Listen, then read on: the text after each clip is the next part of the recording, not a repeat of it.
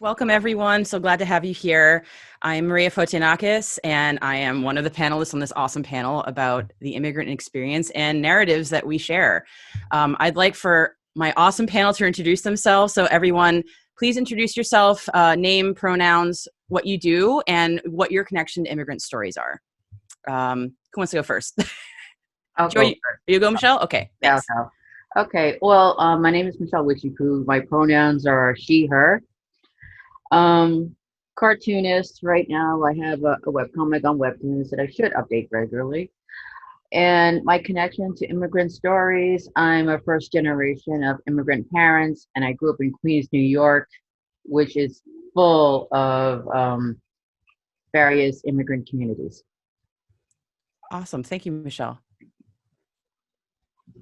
I can go next. Yes, awesome. Thank you, My Kat. name is Catalina. My pronouns are they, them, and I am also a child of immigrant parents, first generation from Spain and Puerto Rico.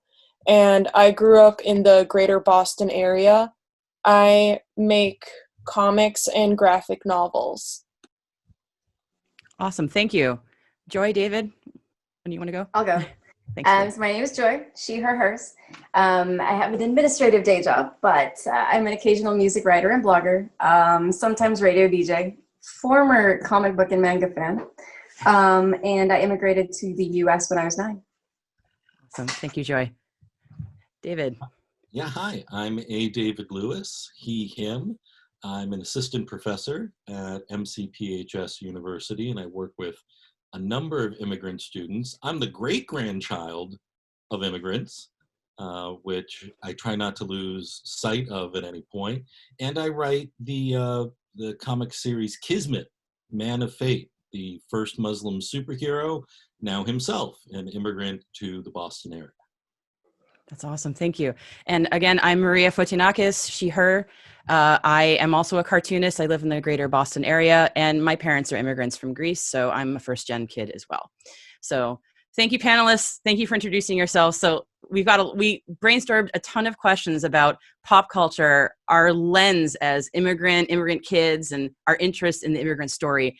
So let me ask you all panelists, how has your personal connection to the immigrant experience as an immigrant kid, immigrant yourself, great-grandchild of an immigrant, how has that affected your interpretation of pop culture, including comics, music, movies, what have you?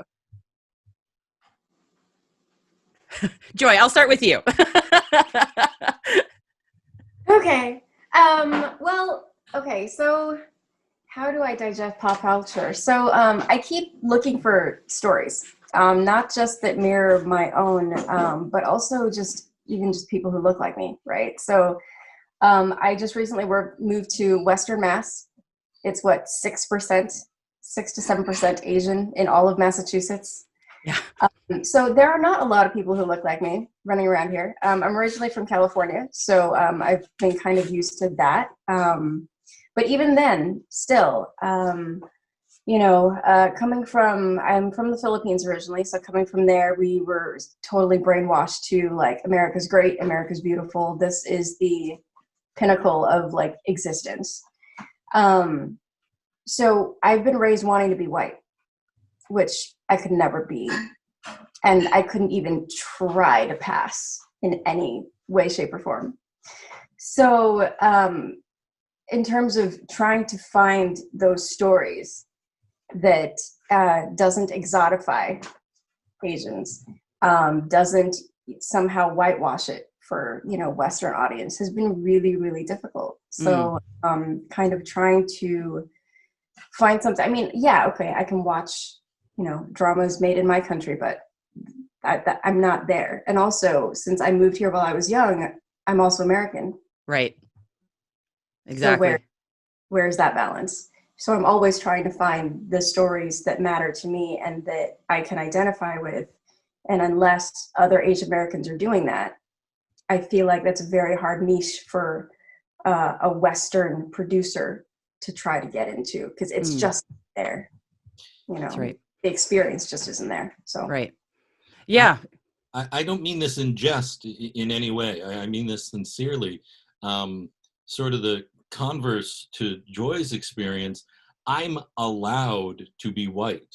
and I'm allowed to forget any immigrant background or experience of my family because it's not either immediately mine or first generation. And I find that disturbing in its own way. The idea that if you have a certain set of features and if you're a certain number of years removed, the immigrant experience is irrelevant to you now, or you're in a different category. So beyond just assuming some sort of ally title, I'm trying to remain keenly aware. Just because I'm a cisgender male doesn't mean I should rule out interest and support of stories that are outside of that experience. And I think similarly here, I do want to maintain, God, even sensitivity sounds like a ugly term, but I do want to maintain an awareness that unless you're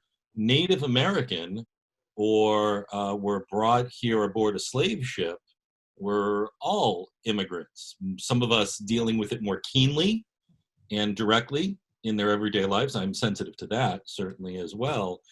But I very much dislike the idea that it doesn't need to be part of my awareness or on my radar because of my circumstances. Kat or Michele, you want to add anything to that? Sure. I'll answer the question. So for me, my exposure to pop culture was extremely limited. My whole childhood was basically like, oh, you've never watched this movie? Oh, you've never heard of this music group? And I was like, no, because same. Like that just wasn't part of my parents' culture. Like my dad grew up in Spain. My mom grew up as an immigrant in an immigrant Latino family. So it just like, I just didn't grow up with the same pop cultural touchstones that other kids my age did. And I mean, I think like it's just, it really did make me the person I am. Like I got into comics and I got into art because I was being exposed to very different things, and it just kind of shaped my worldview right from the start. And I'm really grateful for that. I also think that I had parents who really did hold on to the culture. Like I was raised bilingual, and that is something that I'm really grateful for. That's wonderful. I'm a first generation. Like my father's from Malta, my mom's from England, and on my father's side, a lot of people did not know what Malta was. I had to explain, that Malta was a European country in a Mediterranean region of Europe. That was kind of a little difficult growing up because I couldn't immediately fit in with the other group of kids. So for years and years, I pushed it aside. Like I just totally ignored my father's background and I just focused on my mom's side, which was from England. Now, in the past 5 years, I've been more curious. And again, any connection with pop culture, I brought it into my family. I'm an only child. I brought it in. My mom had an English sensibility. And again, my father's from Malta. So, like, again, I basically was the one, in a way, bringing the pop culture home and showing my parents what was out there. But ironically, it was my mom that got me into comics. Wonderful. Okay. And I'll add as well. I as a first gen kid, even though I'm a white first gen kid, and there are plenty of stories about white immigrants coming to this country, it was odd that I often felt like I couldn't find anything similar to my family's experience in any media that I was exposed to. Maybe it was a product of the time I grew up in, like the late 80s, early 90s, but it was just like all American kids who've been here since forever. And I mean, when My Big Fat Greek Wedding came out, I was like, oh my God, that was representation for me, which was bizarre because it was nothing like my family, but I felt very lucky that something similar to my family existed.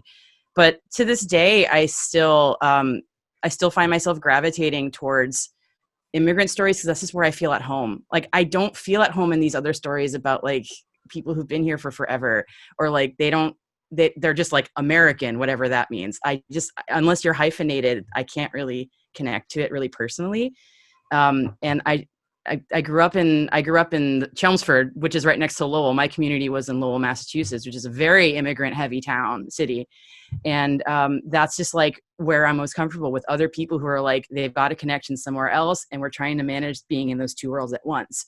And I find that connection with people and with stories where it's all about one foot in one place, one foot in another, and never really feeling at home in either, because that is a very unique struggle that like I identify with. So with comics especially, my bookshelf is full of stories of either immigrants or immigrants' kids, mostly to the United States. But actually, we had talked about this offline earlier, not just the United States. Like I have some graphic novels about people emigrating to Europe or other parts of the world from other countries. And like, there's so much universality there, which whenever you displace yourself and go somewhere else and you pick up and go somewhere really, really different, that alienation is really, really global, oddly. Anyway, yeah. One of the things that particularly attracted me to this panel and got me thinking along these lines is, if you're asking about what pop culture we were exposed to as kids, I've come to retroactively understand that a lot of my pop culture heroes are themselves immigrants, but that identity has sort of been subsumed. But if it can be lost, it will be. I mean, and we can point to Superman as the ultimate immigrant. We can point to Aquaman. We can point to Wonder Woman. I mean, so much of the superhero pantheon alone, before we get into other genres, is about quote unquote outsiders coming to defend quote unquote us. Right. And could that be because of who wrote the stories? Like, were these stories written by? Yeah. Who are they written by? Well, thank you for asking. I have this book right here, Disguised as Clark Kent, by Danny Fingeroth, who you may know as a editor extraordinaire and writer for any number of superhero comics. But in it, he discussed a largely Jewish population, a largely immigrant population that first fueled the golden age of superheroes. And the immigrant identity became baked in, but wasn't overt. And only in more recent years has that come a bit more to the surface, become more relevant. How would a superhero, we don't even know if, Peter Parker, all-American kid, how many generations does his family go back? He's obviously not Native American. He's obviously not someone that came on a slave ship. So I feel as though the superhero can be viewed as the ultimate immigrant genre if taken on that way. Otherwise, it falls very much out of the foreground and into sort of a forgotten or assimilated place. So I'm going to challenge that a little bit. And I'd love to hear from the other panelists too, because one thing I've noticed in superhero stories is often if the person comes from somewhere else, like Superman, they're fleeing something terrible. Like the country you were coming from, the world you were coming from was some really bad place. And certainly in a lot of immigrant stories that I've read, a lot of older ones, usually it is something like a civil war, the Holocaust, like some terrible strife, destitution. These terrible things are like the reason we come here to the golden land, to America, to flee and make ourselves better. But that can be true, but it's not always true though. Yeah. Like sometimes we come here for to get married because there's a job, because we're leaving a bad family situation because we just wanted to. Do we feel like that's a balanced view? Like, does it always have to be we're leaving somewhere terrible to come somewhere amazing? I mean, is that fair? This might be the outlier. This might be, the exception that proves the rule. I admit that. But Wonder Woman came here from her near utopia to save the world of men. I want to hear from the other panelists too. I'm going to pause you for a second. Sorry. Thank you. Yeah. I definitely agree, that there's so many different reasons why people immigrate in general, and there's definitely stories of that. Like I think of, I think Vera Brogsoul does a lot of YA comics about her experiences being a Russian immigrant, and I don't 100% recall, but I think like it was just like job reasons, as a lot of the time is like, oh, you get like a new job opportunity because your office moves to the United States. And I know like in my family's case, it was like when my parents got married, and then my dad was looking for jobs and Harvard opened up.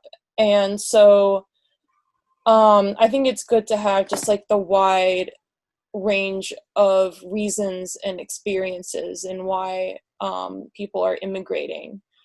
And I think that United States isn't always portrayed as like the best place. It's usually like, well, this is the place where they have all the jobs right now, or Right. oh, we have family here, so Yep. we want to be with our family, so like we might as well go here. Right, because there's Canada. I mean, there's other countries too.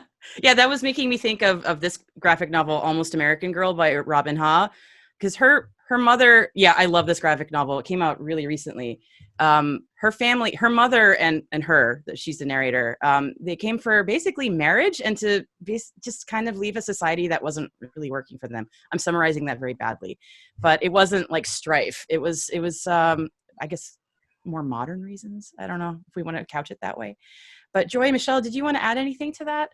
The funny thing is, like, I guess I can just add my parents' own personal experience. My mom came here and she never intended to stay. How she ended up being a permanent immigrant was sheer accident. She fell in love. It happens. She met my father in the Rose Inn Ballroom. He convinced her to stay. I came along. The rest is personal history. Yeah. So, yeah, not everything is strife. Right. Sometimes it's just love. Amen to that. Joy, anything you want to add? I mean, in terms of my family story, we just came here for a better life. Yeah. But kind of tying back to the previous question, when I was growing up, like I said, we were a colonized country. America was in us for a while. So we were taught that, Americans were amazing and they were great. And my heroes were like the posters in my bedroom when I was 7 years old were Boy George, Michael Jackson, and Menudo.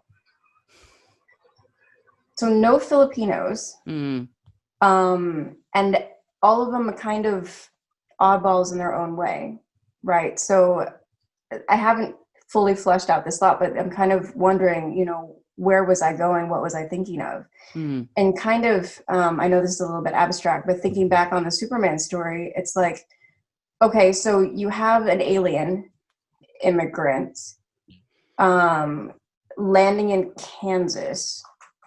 And so what makes him white? God, that's such a good question. And if it's because the author is, because, okay, if he lands in America, did he assimilate? Is he an octopus? Like that. That's a good way of looking at it. Such a good question. I can't answer that. I don't know. And admittedly, I don't know a lot about, I'm probably the least comic book savvy of the group. But these are just things that, when you're looking at immigrant stories and how the immigrant story is co-opted for various reasons, right? So if Superman was written by, and again, I don't know the history, so you can just apply this to anything, really. If something like Superman was written by a white person as an immigrant coming here, why then are they looking for someone outside, some alien to come and save the country? Or if it was written by an immigrant, then why whitewash? Why land in Kansas? Yeah.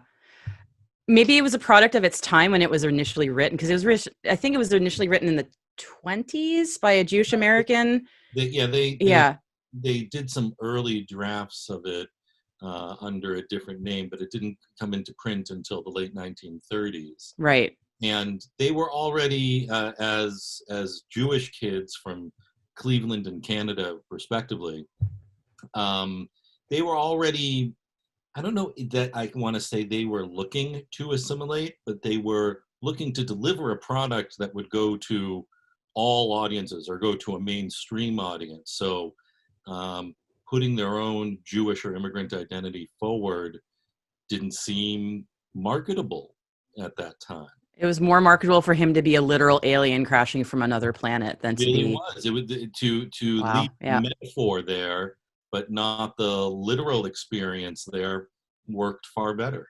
That's amazing. Yeah, and what makes him white? I'm that's going to be sticking with me forever, Joy, because that's such a good question. Like, obviously he's got white skin-ish, but like, what makes him white? It's a great question. I mean, I don't know. I think we've established like a canon, like Superman's a white guy, but is he? I don't know. I'm going to move to another question because I'm just going to be chewing on that one all day because that's such a good question.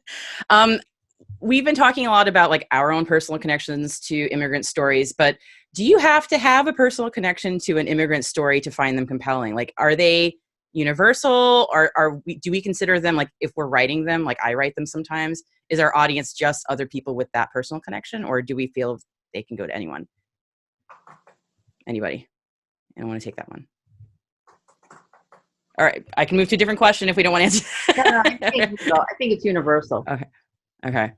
I think it's that sense of exploring, and I mean, also some very popular graphic novels is basically about traveling to like a brand new environment. It's true.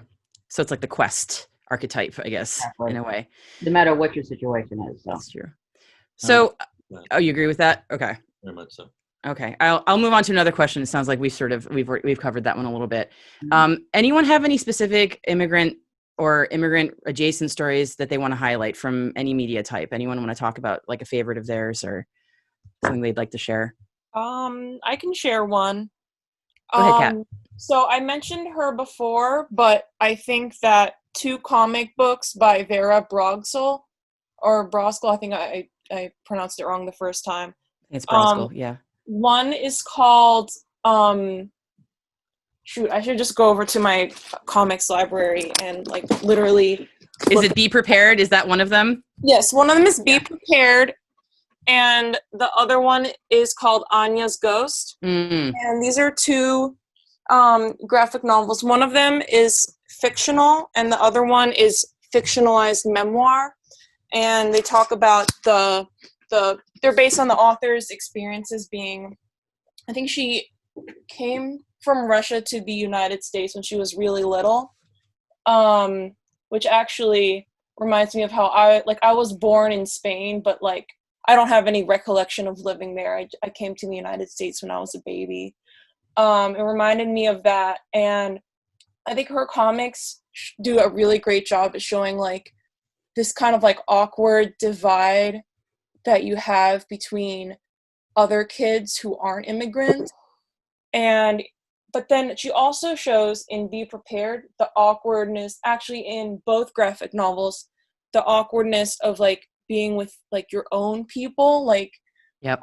I love how her characters, it's like, oh, they don't fit in with like the super American kids, but then when they're like with the other Russian kids, it's like there's a feeling of like, oh, but these are like people like me, but I still kind of don't belong. I think eventually she does find like a lot more solace and a sense of like belonging with the other Russian immigrant kids, which is also very hopeful. And I just I related to that a lot. And you know, there's a lot of moments where like these characters are kind of going between like being ashamed of like their ethnic background and like their foods and their language, but then also like going back and feeling pride and that this is what makes them unique. It's great recommendations. David, go ahead. One of my favorites, and this is actually one of Scott McCloud's favorites also, is The Arrival by Sean Tan, S-A-U-N-T-A-N. And what's beautiful about this, I mean, the art's gorgeous, but to call it wordless isn't accurate. There is language in it, but it's in a language that you, as the reader, are in the same position as this immigrant family. You don't understand it. It's alien to you, and it takes place in a totally fictionalized place.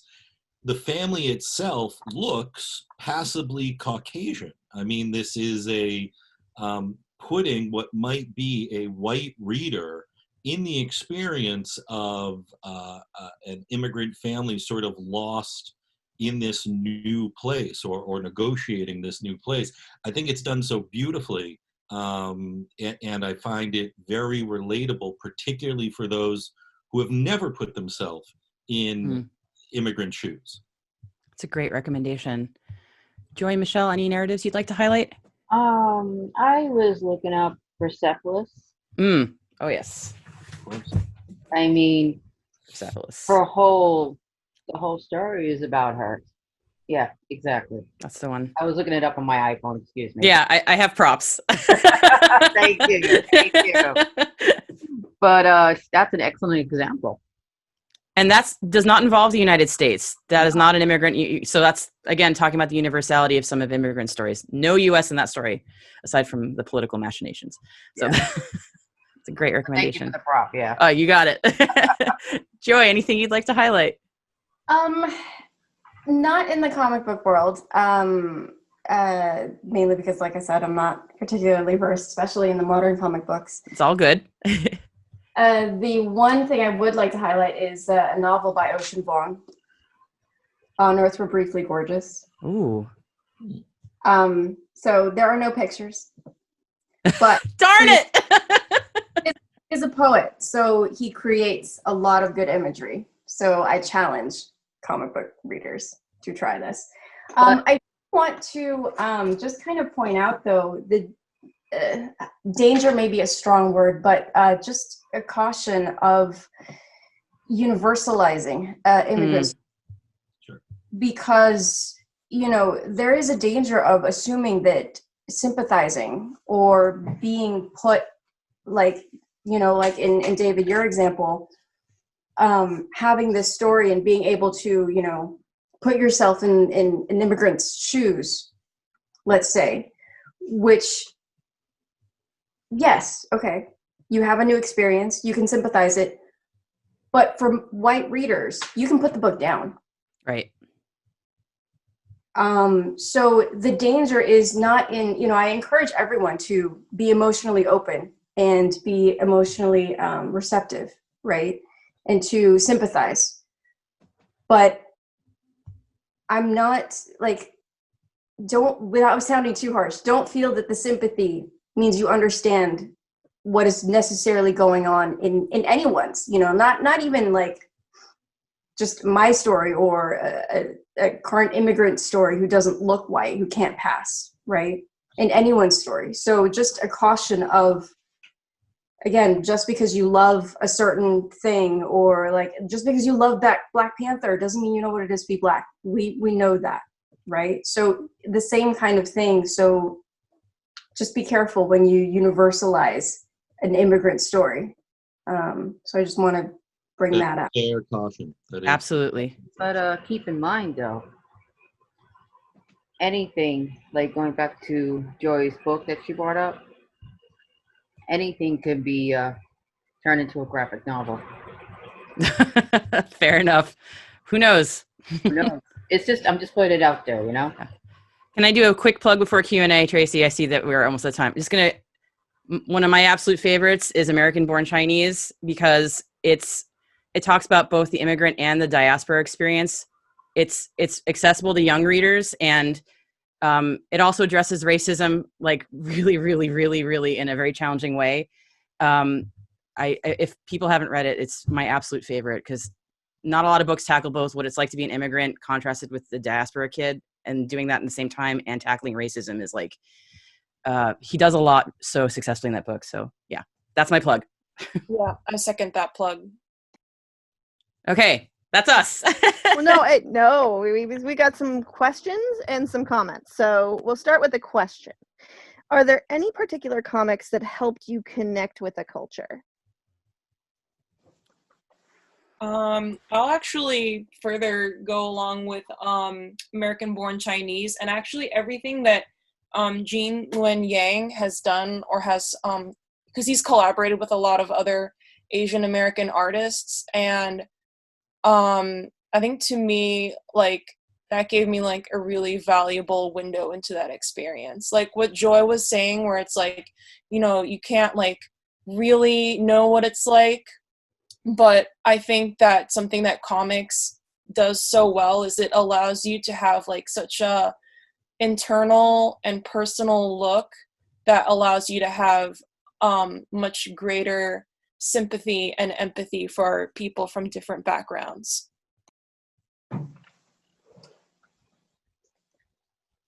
Anyone else have an answer? Anyone else want to address that one? Yeah. Again, not a comic, but this novel, Big Little Man, by Alex Tizon, was the first novel. So he's Philippine American. He also immigrated here, and every other page in this thing, I was like, yes, I know that. Yes, it's absolutely correct. So again, for a slice of life or that. Excellent. Okay. Thank you. Let's see. So we're gonna do some comments, and then I know I have a question that maybe I'll end the panel with because I think it could be kind of fun. Sure. So this is a comment. This is in response to David. Native Americans and African Americans are not the only non-immigrants to this country. Puerto Ricans, Hawaiians, and other Pacific Islanders are still colonial subjects under duress of the U.S., as well as other folks who immigrated during and under the colonial boot. That is entirely true, and I truncated my comment, certainly not meaning to leave any other groups out. So that is a totally legitimate and observant comment. So here is another comment. It says, my family was immigrants on one side, but the other side was in America, but didn't speak English until my mom's generation. There are immigrant cultures within America, like us Cajuns. Absolutely. Yep. No immigrant diaspora group is the same. I mean, they're all very different, and even their subcultures within diaspora groups, they're so varied. The only one I'm familiar with is my own, like that I can claim any expertise to, and the Greek community from state to state, from town to town, is so different. So yeah, absolutely. There's so much variance. I've actually witnessed that in my own backyard growing up in Queens, New York, where there's generations who basically held on to their own culture. And I actually knew one family that had been there for generations, and it was my high school friend's generation was the first one that spoke English. Yep. We have another comment. I think the current Pakistani American Ms. Marvel's family also came to the U.S. because her father got a job offer here. There was nothing particularly strife-ridden going on in their own country at the time. Excellent.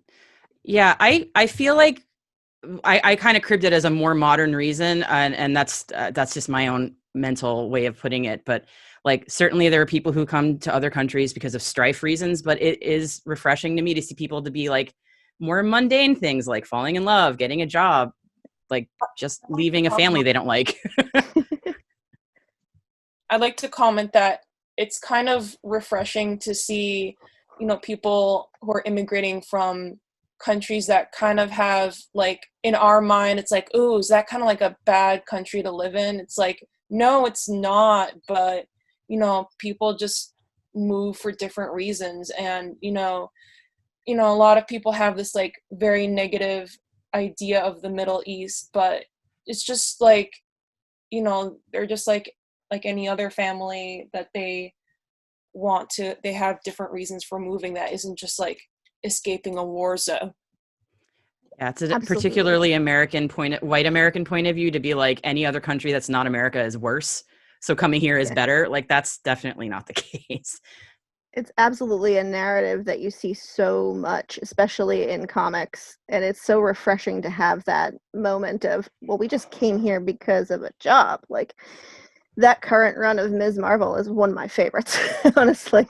Like, It's one of my favorite lines We have a long one. It's about Superman, so Okay. bear with me. It was never specified that Superman's rocket landed in Kansas until sometime around when the first Chris Reeve Superman movie came out. I didn't know This that. may have originated in that movie itself. Before that, Ma and Pa Kent's farm was implied to be upstate in the same state as Metropolis, which at the time was heavily implied to be a fictionalized version of New York City. It wasn't until the Smallville TV show that they started implying that Metropolis itself was somewhere in the Midwest. Other than that, Metropolis is still implied in the comics to be on the northeastern East Coast. But the whole idea that Clark Kent grew up specifically in the Midwest was introduced around 1978 along with the Superman movie, 30 years after Superman originally debuted in the comics. Creators Siegel and Schuster were the kids of Jewish immigrants themselves and grew up in the city. They seem to have assumed or have eventually been convinced that their comic wouldn't sell unless the hero came across as both white / wasp and from an all-American farm background. Interestingly, his love interest, Lois Lane, was also portrayed for years as having grown up on a farm in some rural area. That is interesting context. Yeah, I think that's largely correct. I think the Midwestern context and Kansas specifically came up earlier on the radio programs of Superman. I don't know when it was amalgamated into the comics, but the general point being that Superman had to be perceived as white and perceived as probably Christian, probably Protestant Christian, probably even Methodist Christian. Was probably an editorial fiat, was something that was handed down. The only other point I might make is that until DC started mapping its universe, I always took Metropolis as Chicago being the biggest city for Cleveland boys, is where these two boys were located. They weren't modeling it on Cleveland, but I always thought they were looking slightly northwest rather than northeast. But I don't have documentation for that. I think the thing is, for those of us who aren't really deep in the Superman mythos and just kind of absorbed it through the cultural ether, there's a message about Superman, like the all-American superhero, that we've all absorbed. Like Joy is you're not super familiar with comics, and yet you know who Superman is. And you and I'm on the same page as you, like Midwestern farm, corn-fed, like that's what I think of Superman. And that's just been absorbed through osmosis. And that's the message that we've all received. And I think one of the things David said was really interesting, which was, he's correct. Up until a certain point, DC Comics had no continuity, and especially during the war years when they were taking all of the comics after they were read and recycling them for the war effort, a lot of those stories are lost. So I think it's really interesting, like, and especially like this morning when I was getting ready for this panel, when I was thinking of, looking at mainstream comics and that I think it's really interesting that Superman was the first person that popped into my head. So it's funny that came in here so heavily. So we have 4 minutes left. I'm going to start wrapping up, but I want to ask this question of you as kind of a wrap up question. So when the panel started, Maria, you were talking about My Big Fat Greek Wedding and how you watched that movie and you were like, oh my God, this is us. And I've noticed that like Pixar is starting to do a bunch of shorts that really speak to the personal experience. And when you talk to, we were watching Sanjay's Super Team a little bit back, and that conflict between a father and a son, and how different the immigrant story can be. Now they have that Spark Shorts program where they're encouraging people to tell their stories via animation. Are there any immigrant stories that haven't been on screen or in print media or have been whitewashed supremely that you would like to see? And what are they? Oh God, like anyone who's not European to start. Like, I mean, as a European immigrant kid, like I'm happy to tell my own story, but like we're way overrepresented. Like I'm still kind of amazed that us Greeks got a movie before like the rest of the world. Like, we're not that important. So, like everybody else, like everybody. I'm going to back away from that question. Who, Joy, would you like to answer this? Kat, anyone else? There's part of me that wants to see immigrant stories that are not immigrating to Western culture. Oh, that's interesting. I never even thought of that, and I think it's a great idea. It's a really good point. I want it. Immigrants, like the definition means just to move from one place to another, right? Yes. Why is it always Western culture? I understand why, but there are lateral or other moves that can happen. And those are stories that can also be told. They can also be told to a Western audience. As you know, the West is not the only place to immigrate to. Yeah, Absolutely. I hate to cut everybody off, but we are at time. Does anyone want to plug anything before we say goodbye? Anyone on the panel? Anyone to plug in any of your social medias or anything like that? I'm Fairy Warrior Cat on Instagram and Twitter. I'm on A.D. Lewis on Twitter. I'm on Instagram, Witchipoo Art. Joy, anything you want to plug or? Not really. All good. That's fair. I don't have anything like currently on socials or whatnot, but I mean, just try sampling something out of your box. Anything. Asian music. I mean, I'm a huge Japanese rock fan. Try some. Expand your horizons. That's my plug.